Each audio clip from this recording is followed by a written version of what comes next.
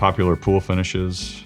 If you're in the gunite realm, the Pebble Sheen is probably our most popular. That's the one we push the most. I think it's a great product.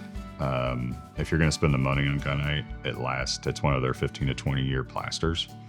It's softer to the touch. There's some great color options that come with it. It does have a little bit better price point, but again, it lasts longer. When you're spending money for a gunite pool, the difference between Pebble Sheen and maybe a cheap plaster isn't that much to go cheap on. So we just pretty much offer Pebble Sheen on every pool we do.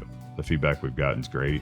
In the fiberglass world, we're constrained to the finishes that they offer and the colors that they have. So if you can find a fiberglass shell that you like and you're okay with the color and the finish, then that might be the best product for you. If you're looking for something custom, we have gunite, we have Pebble Sheen.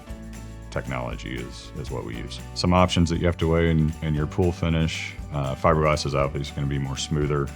It is a little slippier, but it is smooth to the feet. Smoother touch to when you're walking around the pool. Gunite, the Pebble Sheen is, like I said, the plaster that we like using. It's the softest.